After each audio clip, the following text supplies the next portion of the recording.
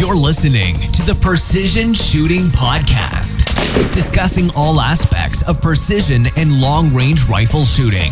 This episode is brought to you by Impact Dynamics. And now, over to your hosts.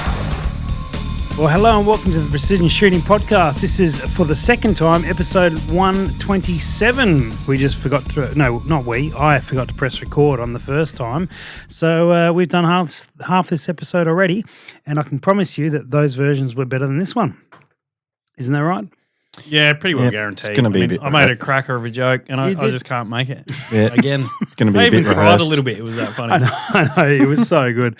And then I think Andy made the best joke as well, and we cried for that one. And it was a memorable time, and it will never be remembered. You should have been again. there, guys. You should have been there. Definitely. But do you know who was there? Our Patreon supporters. They were there. Good on you guys. Yeah, thanks, guys, for being involved in Patreon and watching us and seeing what's going on. But anyway, you get the good stuff. You get the when we great forget stuff. to press record. You mean me? Yeah, It's a group. it's all right. Disappointment. We failed as a group. Appreciate it, guys. Appreciate it. Speaking of failed as a group, do you know who didn't fail as a group? Lots of groups. South Australia.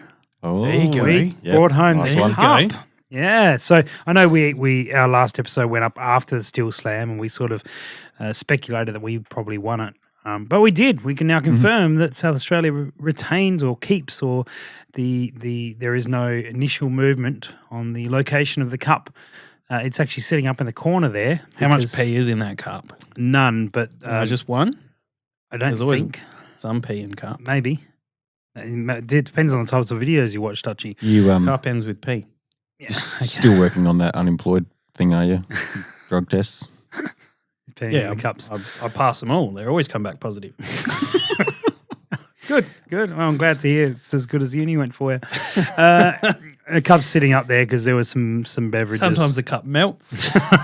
And they're like, that's probably don't need your services there, young man. at least you're maintaining your unemployment status. Exactly. Yeah. Yeah, good. So the cup is sitting up in the corner because it needs to be washed after several beverages were consumed throughout the evening. It was pee. There is a pee in a cup. Yeah. Anyway, so now that we've clarified that, joining me on this episode, as you probably have worked out 2.5 minutes into it, is Andy, a little over there, and he just nodded. Good, he's getting used to this podcasting thing. And Dutchy over here. And just for anyone listening at home, Bronte's not here, so any technical information will be Absent. or, you got to realise who's giving it to you. So maybe just take this one with a pinch of salt.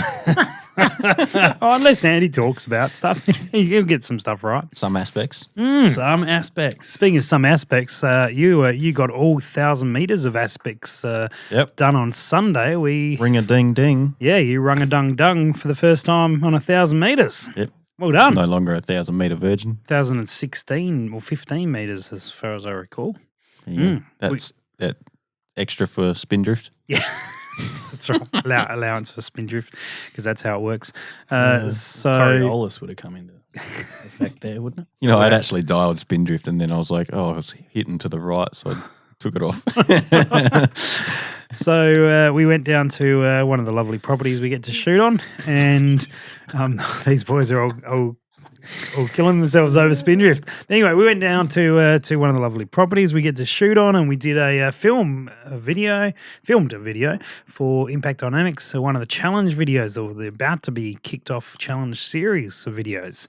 This was the first one, and 4 guys, yourself, Travi, Ben Jarrett and Nick from Ignition Custom all took their scopes off and raced to grab some new scopes and mount them up, and first one to hit 1,000 meters got the chance to, not actually to take the scope themselves, but to give it away, to boost their followers or whatever they wanted to do with it, some sort of competition thing. So that was good. No details on the winner yet. Still up for clarification. We just got to check the video evidence and see really who the first one was. But anyway, we will come to that. It was good. So probably, I don't know, the video might be up in 2021 maybe, knowing my usual editing skills. We'll see. That's I solid. can't wait that The long. suspense. Yes. Well, you saw who it was earlier, so yeah. Anyway, it's I wasn't paying attention. Fair enough. There was 150 gigabytes of video footage, so there was a lot. There was a lot going And on. one almighty sack tap. There was one almighty sack tap. Actually, I don't think there was just one over the course of the afternoon. There's one you saw, but one involving me. Yeah, not wrong. Good. Well, actually, while we were out for the Steel Slam, I had a young lad come up and ask about shooting. He would have been 16 or 17, and he was, really keen. His dad was with him and saying he was really keen to get involved, and they were down at Pinaroo sort of way, not too far from the range, maybe an hour and a half, 2 hours, something like that. And he was really keen on getting involved. Obviously, been watching everything, and apparently he listens to our podcasts. And just disregard what we say. Yeah, except for Bronte, he knows what he's talking about. And so he's got the hot tips. He's got all the hot tips, and he's also got the sore back tonight. Anyway, that's another story. So he asked me if he could send through. He's doing a school project on precision rifle shooting, and he was wondering if he could send through a survey. And I said, "Of course, mate. No problems. We'll answer some questions, do those sort of things." Then he sent it through, and I thought these are questions we get regularly through various mediums, and I thought, well, we may as well. We've got the current leader of production. So you could probably listen back to all 126 episodes and get your question, get your answers. Yeah, do some research, mate. We're not doing your project for you. Jeez, who do you think we are? The Precision Shooting Podcast. So, oh wait, we are, aren't we? Yeah, we are. Yeah, so allegedly, I thought maybe we could answer the questions. Yeah, seems all right. I'll just have to find them first. Do we get credit then? Yes. Yes, you do. Well, I'm looking to put things on my resume. Let's find out. All right. We'll only be giving him some aspects, though. Yeah, won't we cover? Actually, between the three of us, we may nearly cover all the aspects of his questions. All right. Yeah. So you ready for this? This is Dun, dun, dun, dun, dun, dun, dun, dun. That wasn't quite what you're going for, was it? No, I was going for the. Y'all ready for this? No, I wasn't there. I thought it was the Mission Impossible thing. Yeah, I didn't know where you're going with it. No, it's off Bring It On. I haven't watched that. I'm not. That's a cheerleading movie, isn't it? Yes, it is. Now I know why you watched it. All right. Okay, first they've made question. like 7 of them or 6 of them. True story. Okay. Keep getting better. The Precision Cheerleading Podcast. Depends on why you're watching it. Do sequels ever get better as a general rule? No. Well, sometimes. Question 1. Would it be worth a hunter with minimal scope adjustment experience changing from MOA to MIL before starting para shooting? Looking at me? Oh, sure. Are you looking at me? So is it worth changing to MIL? Well, I think he puts a very important clarification in there. So he's talking as though someone coming from a hunting background, but with minimal experience in adjusting scopes. So we're not talking about a guy who's got a Gen 2 Razor with the full setup, but in an MOA. He's talking about a bloke that's got probably a 3 to 9 by 40 in MOA who doesn't really adjust their scope a lot. All right. With that clarification, what do you reckon? I don't think you'd probably need to change to MIL. They're both units of measurement. I'd probably want to get to know your scope and how to, dial it and make sure it's tracking right, and it's, whatever you dial is what you're going to see downrange. But yeah, I mean, with the little 22 sort of comps that I sometimes play in, I've just got a simple duplex reticle in MOA, and you still got a dial for that, so that still works. I think probably just confirm your data, get used to the scope, make sure that it does track and come back to 0, and you should be right to give it a crack. Mm-hmm. I'm going to disagree with you. I think that if it's in that, we're allowed to. Conflict, that's what we're looking for, conflict. If you're in that position where you don't have the appropriate scope for the game, in terms of it's not really set up to dial a lot and such, if you're going to buy something new, by mil. Yeah, because you're going to get into it. Most of the other shooters are going to be running mil, and that's the language that's spoken within this discipline. Oh, for sure. If you're looking to get a new scope, yeah, definitely. Yeah, it doesn't sound like, if you're a hunter and you've got not a lot of experience with adjusting scopes, you probably haven't got scopes that adjust. So based on that sort of thought, Dutchy, any thoughts on that one? Yeah, I got some thoughts on it. Okay, just going to keep him as thoughts. Yeah, I don't know. I'm not real happy with doing this guy's project for him. I thought this was his project. Yeah. His project is to ask questions of people who know what they're doing. Now I Yeah, see. see? Now I Yeah, see. who know what they're doing. Who know what they're doing. Yeah, no. I'm just here to fill in the blank bits. Question 2. With your experiences in the PRS or precision shooting in general, what are some helpful tips you wish you knew before you started competition shooting? Andy, you're probably a real example because you've sort of kicked into it in the last 2 years. Yep. But were really into hunting prior to that. What are some things you wish you knew early on? I kind of wish I didn't splash out on heaps of money straight away. Okay. Or buy. Like I sort of went, like everything I bought was like the cheaper stuff. And then, at the end of it, all that cheaper stuff either broke or I threw it away and got the good stuff. Probably something else. So you kind of wish you had splashed some money? Yeah, I sort of contradicted myself. there, Yeah, didn't I was just wondering that. Yeah. What I sort of to clarify is not jump in and grab heaps of stuff up quickly. Like go in with what you've got, play the game for a while, and then figure out what you do need. And Gotcha. Yeah, because I just went and bought a whole bunch of stuff that I thought I might need, and then Didn't use it, or it broke, and then ended up buying the expensive stuff. Okay. Yep. And you go Yeah. into something else I was there. going to something else. I was thinking something a little bit more technical, but what was the question again? What's some advice? you were saying? Helpful tips you wish you knew before you started competition shooting. Probably just fundamentals. Going through like your proper trigger control, breathing, just fundamentals. Because it wasn't really until I went through a couple of training things that I paid a lot more attention to that. Before it was just like, pull it, yank Instinct. it. Yeah, that's it. Yeah. Okay.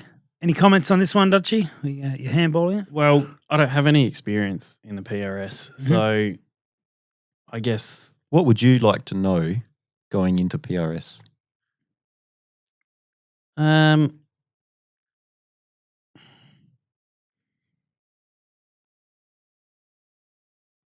we can edit that huge pause out.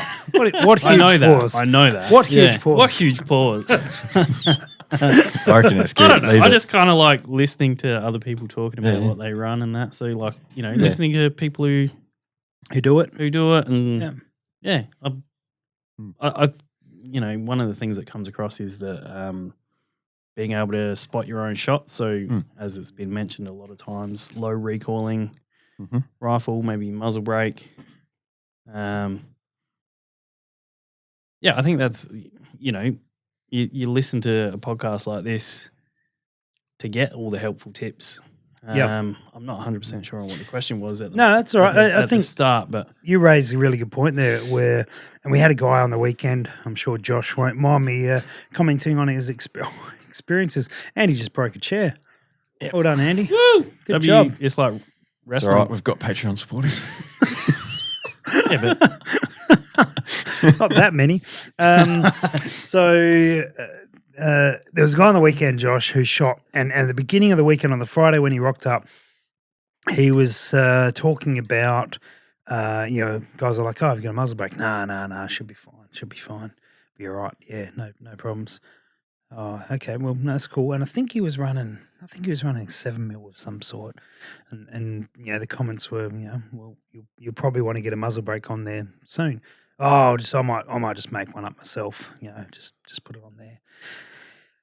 And we were like, okay, no worries, mate. No worries. I think about an hour into the competition, Yeah, I think I'm going to be going and buying. What muzzle brake should I buy, guys? I think and he saw it. He saw it in action of why people use it and why it's worth paying good money to get a good muzzle brake, and so seeing those sort of things. And so sometimes the tips that you can give, guys need to learn it. Yep. I think the other thing is, there is heaps of information available to you on Facebook, on podcasts, on other bits and pieces. And I think it's really important to work out where it's coming from, because making sure that the guys who are giving you the info are doing what you're intending to do, and not not saying in a malicious way, just purely in that you get guys who will provide information who perhaps shoot F-class, so they shoot long range shooting and they can shoot targets at 1,000 yards comfortably really well, but the advice that they're going to give you More tailored for. is tailored with through that lens, and same for us. Our information is tailored accordingly the other way. So it really is important to know where your info is coming from and which way to go about it. So anyway, I think if you're getting info and if there's guys who jump online and are responding to your questions, maybe look on PRS scores and see, do they shoot it? Do they attend? That's very useful. Yeah, something else that just crossed my mind. Like when I first started, obviously I started as a hunter, so I just had first rifle was a 22 LR, and then I stepped up to a 270, which is a big step, but a lot of people do it. And I think probably something I should have taken away or should have stepped back and realised early on was don't expect a lot out of your hunting rifle. As in, my 270 was a lightweight sporter barrel, a hunting, stalking sort of gun. Yep. And I spent a lot of time and money in ammo and reloading, trying to get that thing shooting, tiny groups, where now, and heating up that barrel and putting a muzzle brake on it, it's still good, but, spending a lot of time and money on it. When now I look back and go, yeah, that, I should have looked at that and gone, yep, that rifle isn't really built for the sort of accuracy I'm looking for. I probably should have just put that aside, left it as a close range sort of rifle, and then got something more tailored towards precision rather than spending heaps of time and money on a 270, throwing $1.50 a shot, $2 a shot, trying to get tiny groups. Okay. Yeah, if that makes sense. Yeah, absolutely. Yeah, don't have unrealistic expectations on your cheap rifles. Yeah, that wasn't built for it. Yeah. Okay, on to number 3. Benefits of shooting in PRS style competitions and why so many people are interested in this new style of shooting. All right. Well, the benefits of shooting in PRS comps. I guess there's lots of benefits, lots of different ones. It really depends on what you come to it with and what your plan is, what you want to get out of it. A lot of people get into it because they like shooting and they like that, it looks interesting, looks dynamic. And they stay because they like the people and they like the experiences and they like, the friends they make and bits and pieces. And we certainly see that at club level. We see that at the national level as well. But why that particular discipline? I guess there's a lot of youth, there's a lot of excitement around it, there's a lot of energy around it, which many other disciplines perhaps have had their moment with that energy. And you'll certainly still find, and it's always people related, you'll find pockets of any discipline where there's a really healthy community based around that style. And you've got a couple of people who are really driving it forward. And we do have that in PRS currently. And so you've got guys who are pushing the sport forward, both from a shooting point of view, from a social point of view, and from a development point of view. And so that's why I think a lot of people are attracted to it. I mean, it looks good. It's entertaining to watch. It's exciting. Gets your heart racing and pumping and all that sort of stuff as well. Some of the other benefits, I guess, is your shooting ability goes up. Most, I would say, I don't know what the percentage. I mean, percentages are made up anyway. So let's say 70% of guys who get into it are from a hunting background. Does that seem fair? Yep. Yeah, I reckon. Not too far off. Yeah. And most of them, very few of them have lots of range experience.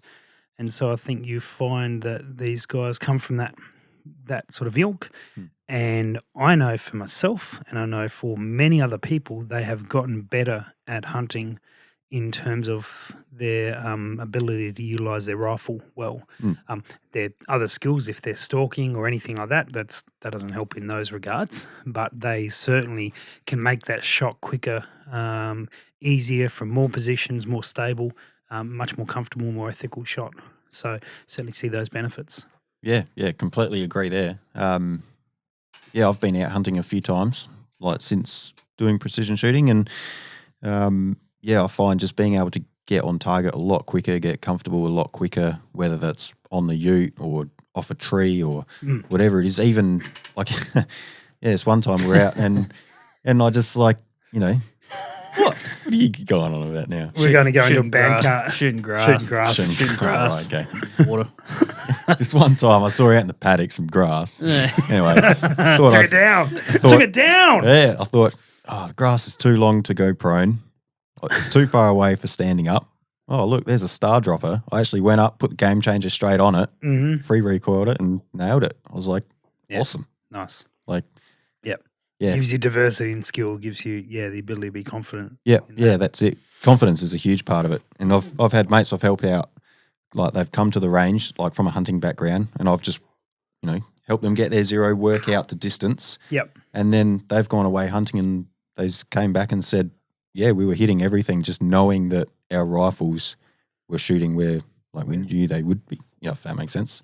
But just, getting more trigger time and being more comfortable, being able to manipulate your rifle quicker and easier, more efficiently, like being on the back of the ute, bumping around. Like I have, when I'm out spotlighting, I'll have my mag pouches on me. I'll have, I know where all my gear is. I can do a quick mag change. I can, unload and load the rifle quickly, swap to a different rifle, use the sling. Like it's just, weapon manipulation becomes a lot easier. Yeah. Yeah, it becomes smoother. What about you, Dutchy? What's the attraction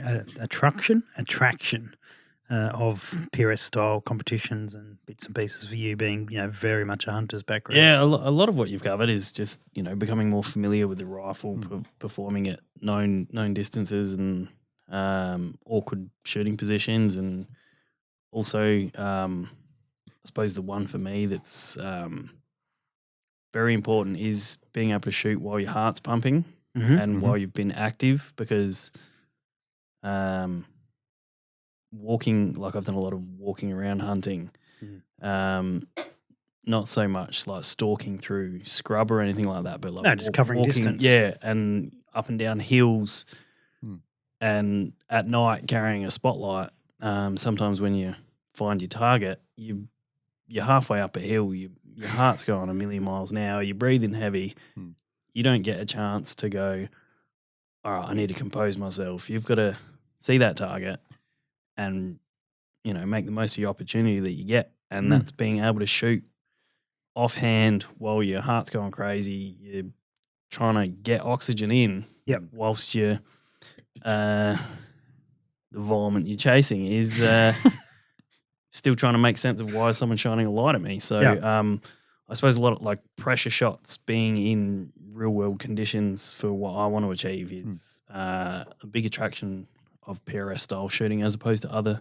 disciplines where it's Very I guess more controlled and composed. You're either on a bench or laying down. You got plenty of time. Yeah, I find the skill transfer to the kind of hunting I like to do is invaluable. So yeah, and something else like going like you're touching on like real world sort of things, especially when you're out hunting, that rifle manipulation, but also the safety side of it. Like I've known like going out shooting with farmers and other, blokes who don't go out much, they're waving the thing around, pointing it which way everywhere. And you're sort of going, oh crap. But then like, you're like 100% in control and you know where that thing's pointing. So you just feel safer within yourself as well. Yeah, absolutely. I mean, that's becoming more comfortable with the gun. Absolutely. Right, the big one here. What are the estimated costs for you to shoot for a year? For example, ammo, parts, barrels, travel, membership, competition, entry fees, etc., etc. This is a question that could be very little or heaps, and I think that's what it boils down to, is how much you want to do, and where you live is going to play a big role in this as well. So let's base it on being where we are in South Australia now, and look at some options, because the club that we are members at is $120 a year for membership to the club, and that will give you about 20 odd competitions to be able to shoot for the year at no additional charge, between rimfire and centerfire. And so then, which of those competitions you choose to shoot will come down to ammo costs, and that's purely, a normal club match is somewhere around, say, 50 rounds in centerfire and about 100 rounds in rimfire. So you could be $50 to $100 for your centerfire, depending what you're running, and you could be for your rimfire $10 a match, $15 a match, depending on your ammo costs. So doesn't have to be super expensive for those sort of things. As soon as you start traveling, it comes with its own costs. You depending where you're going, if you're flying, if you're Some of those costs are being stuck in a vehicle with some of the people that you go to. Shooting comes with and, emotional costs. Yeah, you hard to factor in. yeah. They're like They rev money is just, there's no compensation for that, so it's just horrible experience. That's right. So take into those emotional factors. But, if you're going to be in Adelaide here and you're going to zip up to Mildura, it's 5 hours. It's not overly expensive in fuel. Psychologists are expensive. Yeah. I mean, when you get back, you're like, so I spent 14 hours with these guys. Yeah. Make some wise decisions on who you travel with. Now I need to buy more gear. Make up for it. Your hearing protection is both good for competitions and on the way to competitions. Just a little tip there. Yep. You're welcome. In terms of competitions costs, we the Steel Slam on the weekend was $80. Had dinner included for that. The PRS matches range from about $250 to $300 ballpark, but they include a whole stack more, sort of 3-day events and bits and pieces. So, if you want to compete in the series for the year, you got to do 2 comps, and that might get you into the finale. Maybe do 3 if you want to up your score a little bit. You don't have to do 7, 8, 9, 10 competitions a year. It's not realistic for anyone to be doing that. It's really designed that there's more and more comps, so you've got comps that you can get to more in your local area. And that's certainly the way things will go next year. There may be a few extra comps added, but they'll be added in places that don't already have, a comp or any more than one comp. And so if you're in SA, you can go to Mildura, you can shoot or be involved with the local one at Monardo, and then flick over to Little River. It's about a 7-hour drive or so. And, that means your costs are limited. A lot of ranges let you camp on site. So if you're happy to camp, that's generally not – I don't think any of the PRS matches you have to pay for camping. No, I haven't yet. No. So you can keep it relatively cheap. In terms of your barrels, you may go through a barrel a year. What do you think you're going to end up having done, Andy? Yeah, gee, I really want to think about it. In terms of barrel? Oh, in terms of how many rounds have I put through it? Yeah, and do you, like at the end of this season, you'll retire your barrel and get something new? Yeah, probably. Yeah. Yep. Okay. I reckon I'd probably be up about the 1,500, almost 1,600 as a ballpark. I mean, I'm only going off how many boxes of primers I've gone through. So really sensible way to work it out, though. Yeah. So I'm halfway through my second box-ish. Yep. And I'm sort of ballparking like on the interstate sort of trips. I'm just throwing a figure out there. I'm going, it's going to cost me roughly $1,200, $1,500, and that's fuel, food, the entry, ammo. What else is there? Beverages. Oh yeah, that, and then possibly accommodation if it's too cold to camp. So, yeah, I think, $1,200, $1,500 for the comp, plus, and then you've got to allow for time off if you can get annual leave, and then you get paid for while you're being away. That's good. Sure. But if you don't, then that's an extra day or two you're not working. Yeah. So, you're not getting. So you can do things, particularly the local ones. You can do a lot cheaper. Comes down to it, and then you might want to tie things in. A lot of guys with the Darwin matches, or even some of the Queensland match in a week and a bit. A lot of guys are using that as the excuse for a holiday. Yeah, for sure. So families going up there with them and all that sort of gear. That probably doesn't relate so much to this young lad. Probably isn't in that position with kids or anything, but. You choose your couple of matches you want to go to, and save up for those and get along to your local club. And next year I'm planning on making a holiday out of Northern Territory, out of Darwin. Yeah, I'll go up there for a week and a bit. Butters will be happy with that. Yeah, fantastic, excellent. What gear would you consider essential, and what gear is unimportant? That's two extremes, isn't it? There's no middle ground on that. No. What's unimportant? Not important. I'd say unimportant for a PRS match would be a rangefinder. I'd say that's unimportant. That's a fair call. You can either borrow other people's, or you get given your distances. So yep. What about in essential? I mean, Dutchy can probably cover off the main core essential items. A good dialable scope. Yep. Would be probably first, assuming you've got a rifle. But if you don't, rifle scope, ticking some boxes. I don't know how much they want us to get into it. Yeah. Let's start with the essentials. All the essentials. So far, everything you're doing is perfect. Yeah. Yeah. Rifle, scope. What else would be essential? You can get bags. You don't need a bipod. Just just rifle and scope and just have fun. Good attitude. You summed it up. If you rock up with a rifle and a scope that you can dial to 500, 600 meters or whatever the comp is, people are going to help you out. Yeah, not wrong. Yeah. That's really essential. To be on essential. Yeah, that's really all you'd need. Rock up with a smile, maybe ammo. Yeah, well, I don't know. Some people load rounds for when they're tired, and they're like, I don't know how this is going to go. You know what, mate? You just take these. No, that never happens. You need ammo. Essential. Yeah. Agreed. Yeah. Rifle, scope, ammo. That's if you've got that, you'll get underway. You will. Yeah. I mean, Andy, you're probably being lent stuff. Oh yeah, regularly. definitely to start out with. Yeah. Yeah, definitely. Yeah, once you started winning, they stopped lending it to you, I bet.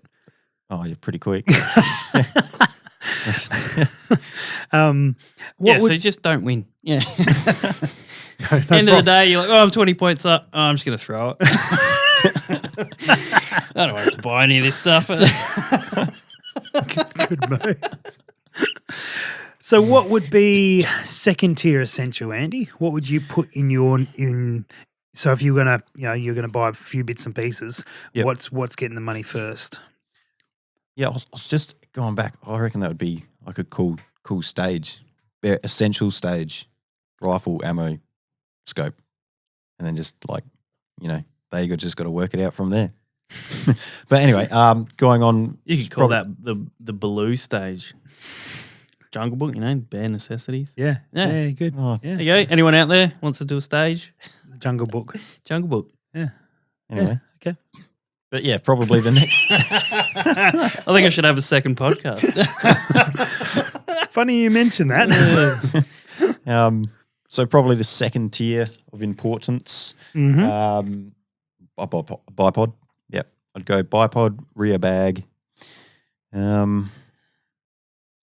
That's probably it, isn't it? Yeah. I think I'm going to throw in. I'm going to throw in a sling. Oh yeah. Okay. Yep. If on the condition you learn how to use it. Yep. And I will also throw into that. Can we change our essentials answer? I guess so. Of course we can. We're in charge of this. Oh, yeah, This good is our point. podcast. Yeah, that's right. When you're asking us like we say, no, you may not. Locked it in. So How dare you? Just make sure you make a note on your assignment there. I'm not changing it. But what I'm going to add in, I am going to add in data.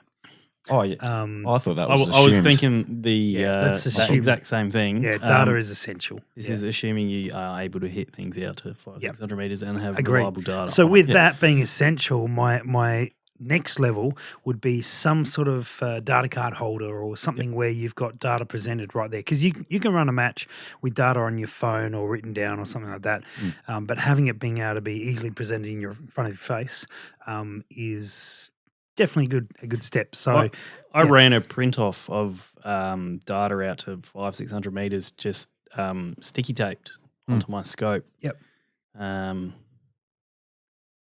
For years, yeah, and I just refer to it. Yep. Sticky taped. So there was no paper showing, so Yep. it was still water resistant. But yeah, you don't need to do anything elaborate. Just have those numbers there that you can look at quickly and just yeah. But I'd say that the next tier has something where you could just write the relevant data for that particular stage with that particular targets down. Texture and pen. Texture Texture and wet and so on. wipes. Now we're getting flash, aren't we? Yeah, that's Right right. on- PRS, right on your jeez, arms. flash as. So, what about not important items? What's way low on the buy list? Way low. You said rangefinder. I agree with that. I'd probably throw in spotting scope. Yeah. These are not things that are like you would never consider bringing. These are things that you could definitely have, and plenty of guys have, and they're useful, but they're far from essential. Yeah. And then a tripod, probably. I wouldn't say that that's essential. It's not essential. It's not essential. It's they're when we You can definitely borrow other people's. yeah, we saw it buck and they're a bit more important than they have been previously, but that's not necessarily going to be the same in every match. And you'll learn, which match directors allow you to use tripods more than other match directors won't allow you to use tripods much. So that will come down to being very match dependent. Yeah, but I mean, a good set of binos is probably useful. It's somewhere in between. But it's unessential items. Anything else? I'd like to say Kestrel's not essential if you've got like just some other reasonable way of getting data. Yep. It's nice, but I'd put that in the middle there as well. Yeah, I mean it's great to have, and if you put some money into it, I mean if that is your ballistic solver, then great, buy it early. Yeah. Well and truly. Yeah, you can really strip it back when you think about it, can't you? I don't know. I've Rifle never shot a scope. PRS comp, so Rifle scope, I'm just ammo. taking notes at the moment. I can tell. Yep. That's all right. You'll forget. Here's one for you to have a giggle at, Dutchy. Knee pads are really useful. Yeah, of course they are. You can hit things really hard when you got armor on. That's right. So being able to get in position and crawl or whatever you need to do to build your positions, knee pads are useful. I'd say long sleeve shirts is essential. I can't do them. Can't do them? Just can't do them. No, that's probably why I got cut today. Oh. It wasn't a suicide attempt. That was a legit cut. Anyway, That's a scratch, not a cut. yeah, it's a scratch. It's a good scratch. Anyway, they like buggery though. Yep. Anyway. Proper attire. That's not a stupid suggestion. No, don't wear yeah. shorts though. I'll Yeah. back you up on that. Yeah, Definitely. So Yep. long. I always go long sleeve, long pants. You're down on your knees and prone on your elbows, and you'll get sore elbows and knees if you're jumping around like that. So very good. Yeah. Do you wear a hat when you're shooting? essentials, ear pro. Ear pro. Ear pro. Yep. We covered that earlier about some. Oh, that was traveling in the car with Nick. Yeah. Sorry, that was traveling in the car with people on the way to matches. Yeah, so ear pro. Anybody and no one in particular. Most people. Yeah. What was the last thing you just said? I don't remember. Oh. That was ages ago. Ear pro, definitely essential. What's an ear pro? Ear pro. It's someone who's really good at being an ear. that is a professional ear. Really good listener. Hearing protection. That is good. Hearing Yeah. protection. Yeah, hearing protection of some, That's some right. description. I asked, do you wear a hat when you were Oh, shooting? that's it. Yeah. Yeah, You do? I do. Yeah. Probably just to keep all the hair out of my face. Yeah. so if you all had your hair. less hair, you'd be not requiring. So a hat. probably me then, as opposed to you guys. Yeah. I got to be careful with the hat sometimes. Like if it's down too low, it'll It's the scope. hit my scope and Yeah. stuff like that. So I usually ride it high. And then What about your hat though? yeah, I don't know. Move on. Next question. Yep. What sort of other hats would be inappropriate, you think? Like top hat? Top hat, no, top hat would be great. I'd award bonus points for a top Yeah. hat at a match. I There you think. go. You've heard it first. That's right. Top hats Watch are the- in. watch the Top hats space. are in. Jester hats as well. They would be good yeah. because as Yeah, you there you go. move around, it'll What about a rattle. sombrero? Guys have worn sombreros to There you go. matches. Look, Yep. here's all the inside tips. Sun safe, mate. Sun Yeah. safe. Yep. The sombrero go. bandits. Yeah. Yeah, that has happened. All right, so what was that one? What A can diving helmet, probably not a good idea. Heard it here first. I will film it. I'll film it. You'll make YouTube if that happens. So eye protection. You want like scuba mask? Possibly. I can think of worse things. But moving on. What can new shooters expect from their first match? Disappointment. Disappointment, harassment, tears. You can't speak from experience. No, You we're haven't talking- shot yet. Yeah, this is what I'm expecting. Oh, okay. Yeah. It says, what can they expect? So this is targeted at me, not you guys. Okay, sorry. What do you expect? Trophies, parades, that sort of stuff. Yep. Portaloos. Yeah, portaloos. Good. Some foul smells that are exotically arousing. Okay. Foul smells from the Orient. Now I'm taking notes on this one. How to make PRS matches how to set up the loo. Oh, damn it. I've been missing out. Add a dash of this and a dash of that, and no one will come out the toilet. Please. I don't know. Have a laugh, I guess. Yep. What am I expecting? Yeah, no, have a laugh. Maybe hit some targets. Probably miss most of them, but you know, what I did don't you have great expectations. What did you expect from your first match, Andy? I started off ROing or spotting. Yep. The first few, but really just watching the other guys, just seeing how they approach stages and the mishaps that they have. Okay. So, what did you expect? You're not answering. The Oh, question. what did I expect? You Oh, expected just to be watching other people? absorb as much information As as I can. But yeah. hit some targets while you're I there? didn't. Or? Oh yeah, I was expecting to hit some stuff. He won. Although if we roll back to your first, do you remember your first PRC match, which is probably really what gave you a lot of your skills in that regard? Yeah. Going through that series.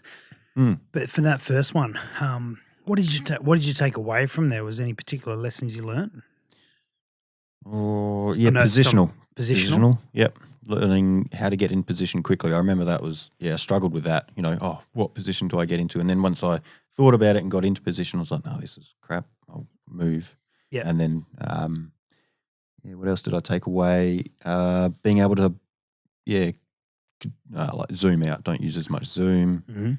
Yeah, there's just so many things you can take away. But I expected just to have fun, hit some stuff, but mainly just watch the other guys and figure out what I should be doing. I think one of the things that we always spoke about when we were training is I highly encourage guys to go and shoot a match as one of the first things they would do, because what it would give you is a list of things that you knew you were bad at or you struggled with or whatever, and so it really directed your focus as to where you were going wrong. Now, some people can't, they want to get that stuff squared away first, but it doesn't matter, whenever it comes, your first match is not usually going to go great. And in your instance where you won your first PRS match, it's mostly because you've been shooting practical sort of rimfire matches for the previous year and worked your way up through there. And so, you will expect to find all the stuff exposed that you're not great at. Yeah. And, so go in expecting to enjoy yourself and have fun and not get hung up on that sort of gear. The guys who are competing at the top tier have been doing it for quite a long time and are very good at it, really good at it. And they're the guys to watch and learn from, as you said, and they're also approachable. Oh, And definitely. Yep. should, work out in your squad, chat away to the people in your squad, because generally they're gonna help you out. Yeah. You know, it's very it would be very rare and unusual for someone not to be happy to engage and talk with you. And Yep. I mean, don't speak to some of the guys like when they're prepping to go and shoot. They're a shooter or two out from actually shooting. It's probably not the best time to go, hey, what would you What's your what window? type- yeah, well, wind hold maybe, but what type of bag should I buy? Yeah, but give them a chance to come off the line and Then ask them why they missed. Go, why'd you miss all Why'd those you miss easy the- shots? Surely you should have got those. I've seen your name on the top of the scoreboard. What's going on? Yeah. Actually, that's probably not a bad. Yeah. Give us. Yeah. Yeah, get stuck into them. Get stuck. What target were you aiming at? Because I didn't see you hit anything. I was going to ask you a question, but I think you. I thought you were good at this. So, a few people ask you questions then, Andy. Oh, sometimes. Yeah. I'm like, I don't know. Just pull the trigger. I see you. You meant to squeeze the trigger. See, how much There you power go. behind that? Yeah. You got to check where this information's Yeah, coming exactly. from. Yeah, Andy. Well, I Little. mean, like we've. What's he done? Only one Australia wide thing. God. 3. Oh, but isn't he the production champion now? No, don't give him that much credit. Far out. He hasn't even. No, we've not got to the finale yet. He could definitely be. It's about Oh, he's just qualified. There's about 4 other guys that can knock him off. Mm. Yeah. Fingers crossed. Yeah, my barrel's on its way out. So Oh, is that what you're That's what talking I've about? heard. You're setting up your failure already. Yeah, There you he's go. he's laying down all the excuses. What can you expect? Learn the greatest excuses. Why it's you- all going to go poorly. And you'll hear some rippers. yeah, my firing pin. I was gonna reload all my stuff properly, but I couldn't be bothered. So I just, Yeah, I was using virgin brass for the whole match. barista blend powder. Oh, we got one of our Patreon supporters has said, expect to learn a lot. Oh yeah, yep. A lot. A lot's not a real word. And Yeah. what? Yeah. It's not. It's not. It's 2 words. Yeah. Anyway. Expect to expect to learn have your grammar English grammar. expect to have your grammar corrected by Dutchy. You rock up, you're like, "G'day, mate." But "g'day's" not an actual word, It's good day, but because you're Australian, you shortened it, didn't you? You lazy bastard. Was there an apostrophe between that G and D? Because if there wasn't, get off my range. so I can see you don't. It's not you haven't shot matches because you're not got around to it. You're not allowed to. You're banned from them. I'm banned from a lot of places. Good. I was just going to add, like I'd say, like everyone in the PRS thing come away from a match wanting to practice or needing. Came away. They have come away. They have the left match. the match. They moved on to They other have things. With a list of rescinded the items. environment. with a list of items that they need to work on.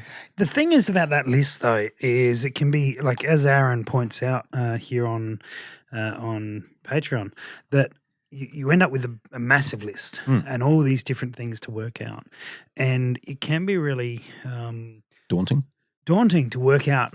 Well, We're on the same page. How mate. do I do that? Yeah. And Andy, have you got a technique to work out how to tackle that list? Yeah. Yeah. Well- What do you do? He just forgets what's on the list. Yeah. Then just goes to the next match. You're like, oh, was I meant must- to do something? Yeah. Nah. All right. Here's Um, a suggestion that I have. Then is if you go through the match, you will probably see a trend of the types of shots you missed. You'll see, some you can allocate to, I was bad in this position, and then some my breathing really was inconsistent throughout, or whatever it is, and whatever aspect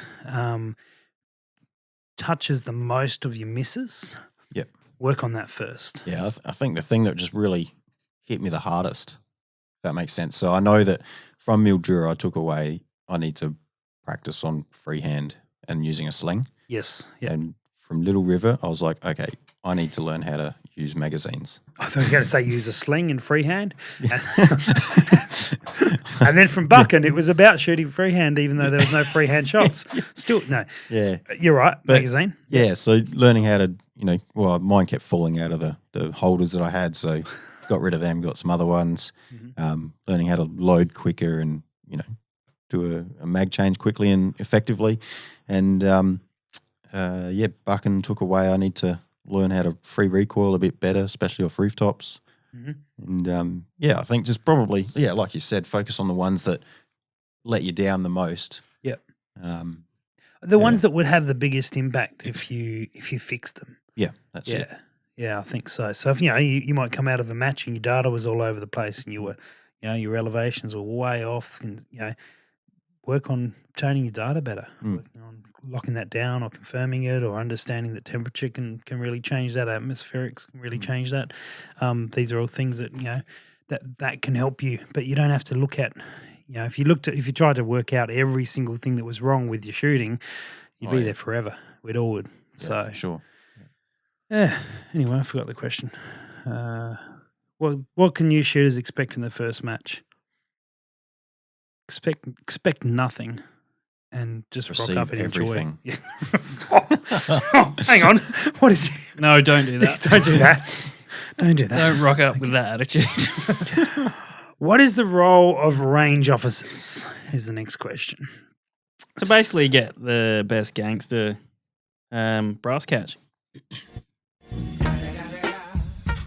Yeah. And True. demanding respect, I think, is probably a big one. Yelling a lot.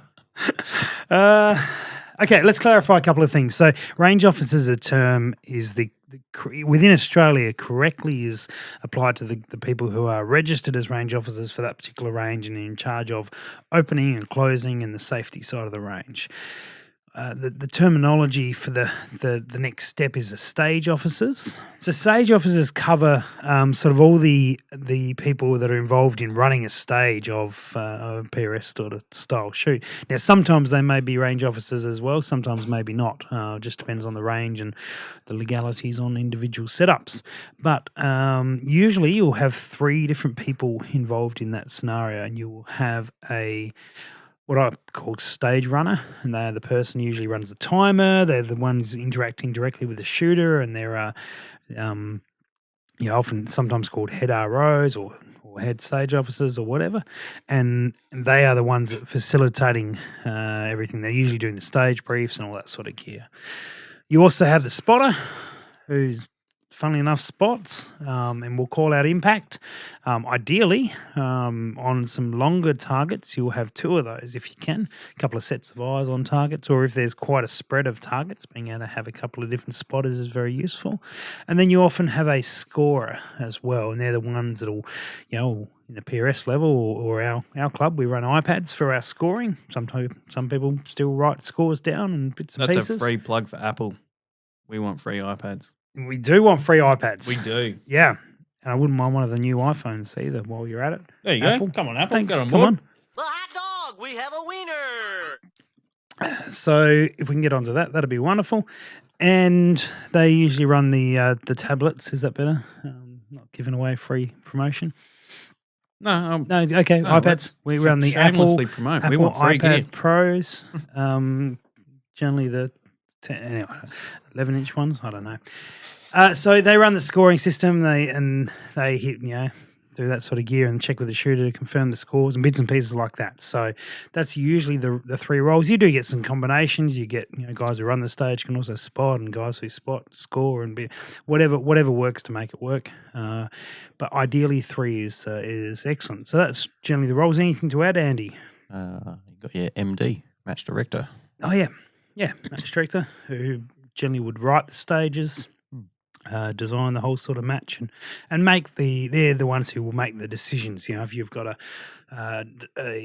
you think I should have got an extra point there or something here or this interpretation was incorrect, and bring that up with the match director, and they'll either let you know the decision on it one way or the other. They're there to ensure that everyone's complying with all the range rules and match rules and match directions, I suppose. You'll find ensure that safety and all that sort of stuff. Yeah, absolutely. Absolutely. So Breaking it down to squad mums as well. well, that's a really good point. Yeah, because that's how we ran on the weekend. Just as a more local sort of smaller thing. Well, the same 3 positions exist, but they're in a scenario where you're running squad mumps, they're they're facilitated by people in the squad, and often you'll have 2 or 3, 4 people in this. Well, you have 1 or 2, the way we've been doing it, 1 or 2 squad mums, and they are the people who are designated to ensure that those 3 positions are filled, and not necessarily be the ones who fill those positions. And so, trying to get everyone in. That's what was really good about the Steel Slam the weekend just gone, is that all the shooters, or majority of shooters, were able to spot or score or do something like that. I actually run a separate stage over the course of the weekend. So there was the 3 squads running over 4 different shooting positions, running 2 stages per shooting position. And exterior to that, I ran my own stage separately, and the deal was that the guys would have to come out of their squad, come down to the end, and shoot without sort of imbalancing their squads. So it was an interesting test to do.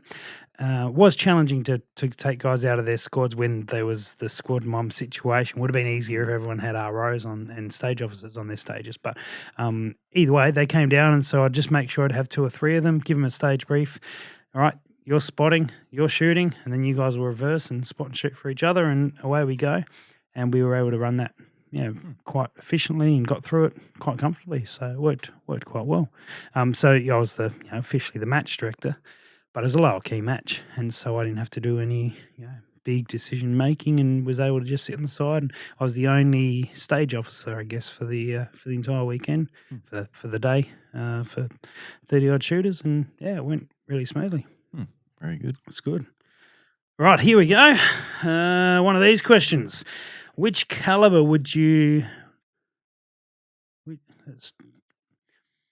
Better get the grammar Nazi onto this one. Dutchy would not be enjoying this question. Which caliber do you believe is Don't best? like being referred to as a Nazi. That has negative connotations. Such as what? I'm organised. Which caliber do you believe is best and most forgiving for new shooters, and which caliber would you consider best overall for long-range shooting? Right. Oh dear. Oh dear. Long range being in so PRS? let's leave that last one off for a second. Which would you best believe is best and most forgiving for new shooters? Yeah. 22s. Yeah, I think 22s. I'm going to say 22s. Yeah. I think if you keep it within the 2 to 3 range, probably for new shooters. We were legit saying 22s. Oh. Because this question is, which is the best and most forgiving for new shooters? You'll get a ton of practice. Heaps of practice. A lot more trigger time. Low recoil, low cost. You'll get the basics, you'll build positions, you'll do all those sort of things. And if there's rimfire competitions nearby, you'd be silly not to get involved in that. Yeah, absolutely.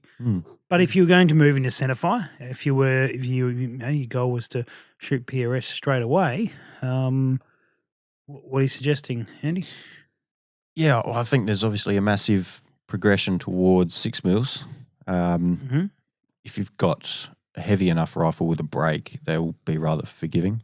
Yep, I think exceptionally, yeah. Yeah, and I think if you're looking for one step below that, probably on a cheaper side as well, the 223 or something with the faster twist rate, heavier projectile, you still get out to 500 quite easily.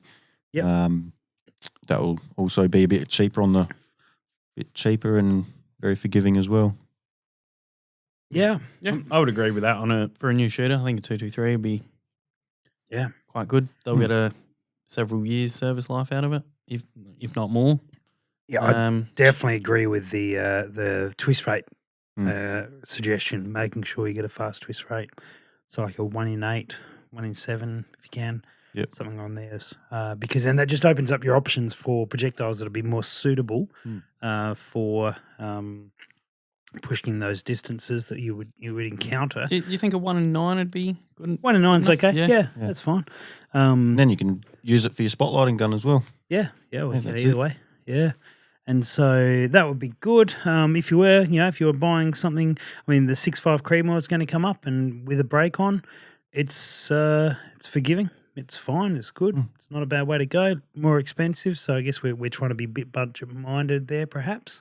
But yeah, nothing ideal. Which caliber would you consider best overall for long range shooting? Now, this is a very ambiguous term. As 338, 50 cal. well, me, mate, I'm happy to throw that question open as broad as it says. So, in PRS, what's your pick now? Andy, you're nearly a year into your first season. What if you were going to rebarrel tomorrow and kick yourself out of production? What would it be? What would you go for? I would still stick with 6.5 Creed. Okay. Yeah, I know the round. I've got all the loading stuff for it. Okay. It's just So if that was going to be in primary barrel and you had the funds to get a secondary barrel as you sort of started to play with other things, anything that's got your attention? as a long range sort of. As a PRS type cartridge. Oh, might go down to a 6mm. Anything particular? No, it just hasn't paid attention to the research. No. The GT. It's looking awfully popular at the Gay moment. Tiger it is. Yeah, sensible. We could be gay tiger buddies. That sound In the Portaloo. good. Okay, sounds great. Gay tiger buddies. What about in something different for long range shooting? If we're going to be stretching out further, Yeah. What's the caliber that Ben uses? the 375 Shaytak, There you go, that one. something like that. Yeah, If you really want to stretch it out. Yeah. I guess, yeah. nice. Well, you're running a 300 rum, aren't you, Dutchy? Yes, I am. Yeah. Yeah, I like 30 cals. The projectiles are fairly cheap. If you start stepping it up to bigger, it starts to get expensive. It depends what long range is to you, I suppose. Yeah. Like I would really enjoy having a large caliber rifle, but yeah, I just can't see myself Utilising it. all that often enough to justify putting a heap of money. I think, probably also depends what you're doing long range. If it's just still like shooting gongs, then obviously Travis got out to 1,000 with a 243. Running 87 grainers. Yeah. So it's A big surprise. doable to get out to distance. Yeah. But obviously, shooting game at that distance that's probably not the best caliber to go with. Sure. Yeah. Sure. I've got a 338 Lapua, which is good for a couple of clicks. So, and probably more. Just haven't had the chance or dedication or been, the time. Couple of clicks being a couple of Ks. No, just a couple of clicks, like 0.2 mil. Oh. Yeah, that's all. Yeah. A couple of Ks, yes. A couple of Ks. It's like pulling teeth, isn't it? Yeah. I knew you were joking. I was just waiting. Waiting for what?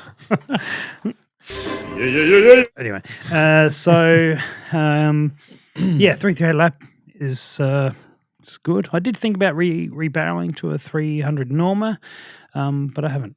So there you go. Shaytak would be nice. I mean, if you really are trying to push it out, the 375 Shaytak variations do seem to hit some real points and are used significantly. So that may be a path to go down. Or you could just watch Ben on the long gun project. Yeah, just watch someone else. Yeah, watch someone else do it. That's a good way to do it. So I think we covered that Do option. you know what's the caliber that Nick's using? Is that some Wildcat? Of course it is. It's Nick. Yeah. I don't know what he's running. No. All right, here's a question for you, Dutchy. Do you train for the PRS? And if so, how often and what do you practice? I do train for the PRS. I know you do. Everything, shooting positions, mag changes. Yep. Like dummy rounds, so you can feel what it's like to close on an empty chamber. Sorry. Yep. Lots of Very things. smart. There's so many, like getting in and out of your sling. Mm-hmm. There's just so much, but you're not going to know what you're going to need to do until you really get there and find out where your weak points are, I suppose. That being said, I haven't shot a PRS match. I just know from hunting my weak points. You'll find some more. Yeah. Oh, I'm sure there's plenty. There is plenty. Don't worry about that.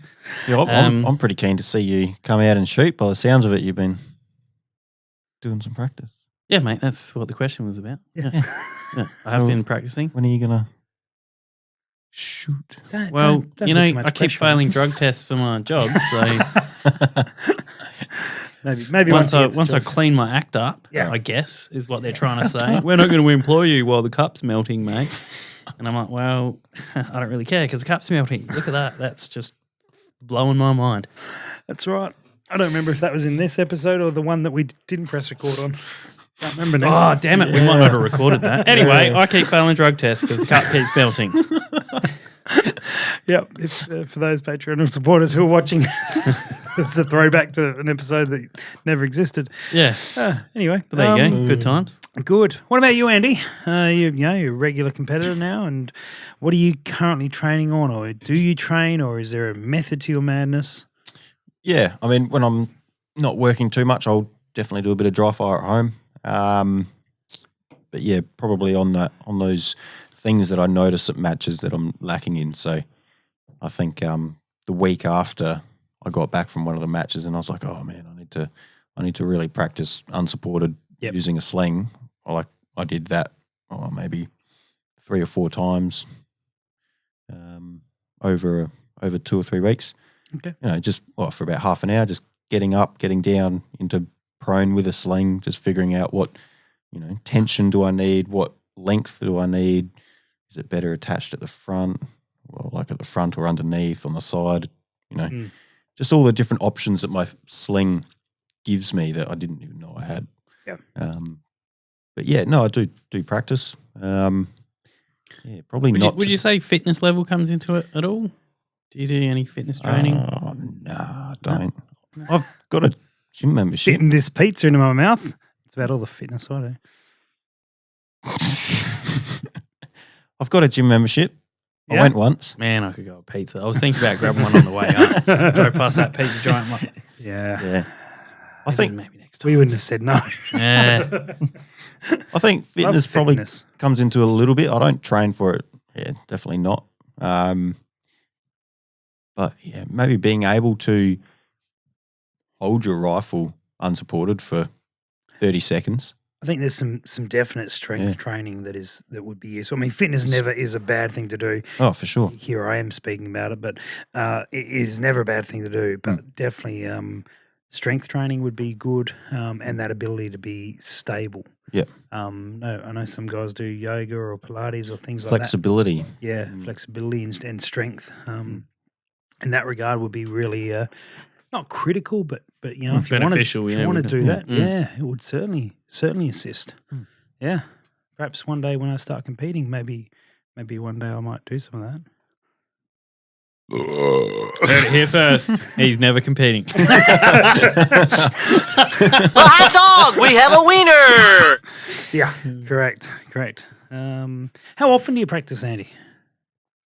Not very often at the moment, but when with the finale coming up, we're about 7 weeks away from it, maybe 8 weeks away from it. Yep. Will you put some focus in the lead up to that? Yeah, I'll probably spend a fair bit of time on barricades at the range when we have an open weekend and stuff. And then probably just doing a bit of dry fire at home. Mm-hmm. Yeah, so I'll definitely do a little bit of practice. Just yeah. So when you're at the range and you say on a barricade, do you go, right, I'm weak at kneeling position, I'm just going to sit in my kneeling position for the next hour working on shooting that? Or do you run the stage, you run a stage back over and over and over and over again?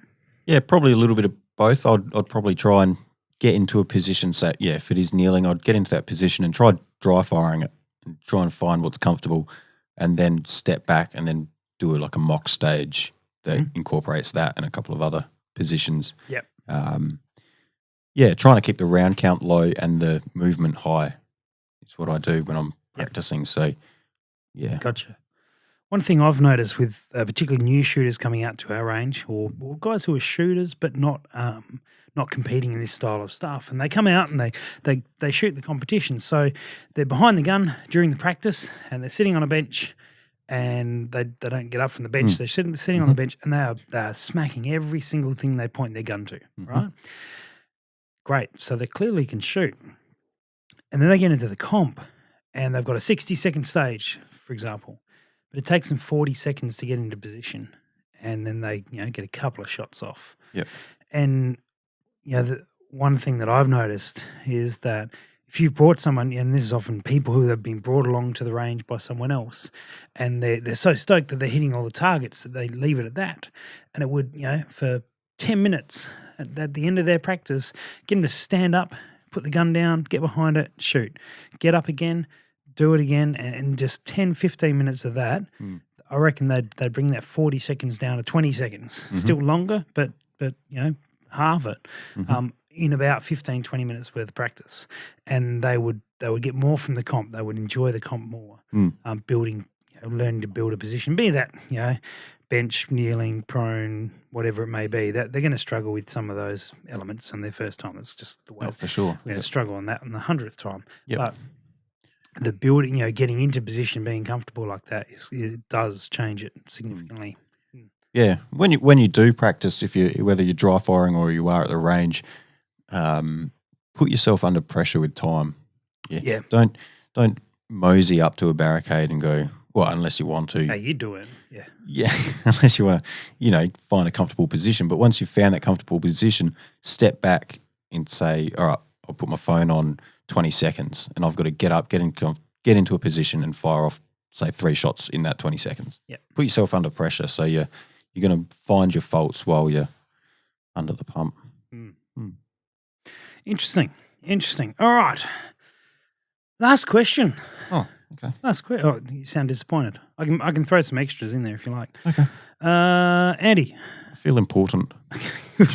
what is your rifle setup and have you modified it? And if so, who's your gunsmith? Yeah, I've modified it heaps. Yeah. Heard it here first. Breaking news. Non-factory Loctite. So, other than What is your rifle Non-factory Loctite.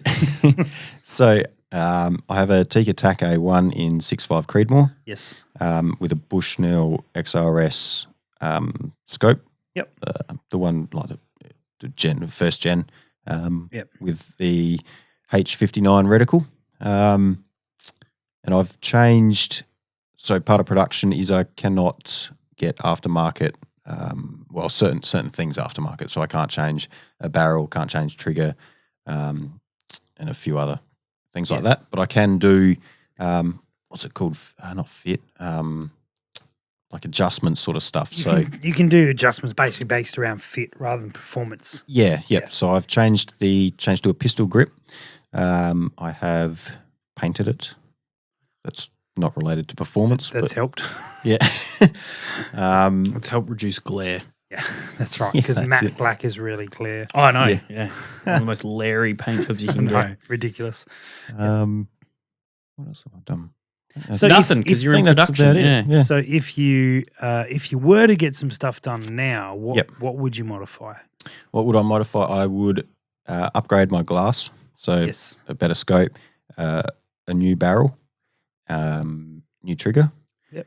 And probably just the accessories on the forend. So a Arca rail and some bit more adjustment sort of stuff there. And Okay. I'd say that's probably about it.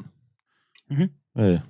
Sensible adjustments. I think I talked about what I am doing with my rifle in the last one. I'm going to be running 223, which I think is a 1 in 7 twist off memory. Might be 1 in 8. It's been a little while. And that's going into a KRG Whiskey 3 chassis. I think, pretty sure Nick built that rifle. Did I hear there was going to be like stripes? Or That's the Gay Tiger eventually. That's the Gay Tiger. This is just the 223 just to get me up and running. Okay. All in good time. Stop giving away the plan. And so mine's pretty sort of stock standard. I mean, I used to have a 260 in a Manor stock, and that was really good. And but it's been a long time since I've shot that, and parts are missing, and it's not really together. So I'm going to get this 223 decked out, and then eventually rebuild something based on that setup, which will be good. So my 22, because you don't specify, my 22 is just a CZ 452 with a Falcon M18 on it, or S18 now, I think. Anyway, and that's about all. That's had no modifications, apart from the Biro spring trigger trick. Oh, yes. You familiar with that one? Yep. No, yeah. And so that's about it. That's about it. Yeah, I've played with my 22 a fair bit. Yep. So started off just a Ruger American 16-inch barrel. Mm-hmm. I've just put a Bushnell rimfire scope on it. Yes. That's pretty generic. Yep. But then, cut away half of the fore end, filled it with like epoxy resin to stiffen it up. Wow. Grounded down the underside of the fore end so I could bolt a pick rail to the bottom of it, and it was parallel to the barrel. Yep. Put a extended mag release on it, which is a bottle opener. Or was a bottle opener. Yeah. Yes. So a bit of stuffing around there. But Nice. Dutchy. gunsmith myself. Good. Good. Yeah. And Dutchy has pimped out his stock for his Creco. Yeah, I have. Yeah, that looks nothing like original now. Very good. It's got everything. Adjustable cheek piece. That's about it. It's got everything. It's got this one thing, and It's that's got this about one thing. No, it's got walnut dispersed through it and changed the width of it so it's more comfortable in my hand from a sporter profile to more like a Dutchy special. Target. Vomit. Yeah, vomit target. Good. And then I haven't got a scope on it at the moment because, Because you haven't. keep melting cups. Good. And then, my PRS, I'm just using my hunting 308 rifle, which is Thompson Center Icon. Yep. Got one of the same myself. I've made 2 10-shot magazines for it. It's got a piece of steel bar epoxied in the buttstock because an experiment went wrong and now I can't get it out. I've put epoxy in the fore end, but it's got like an aluminium. Epoxy in the chamber.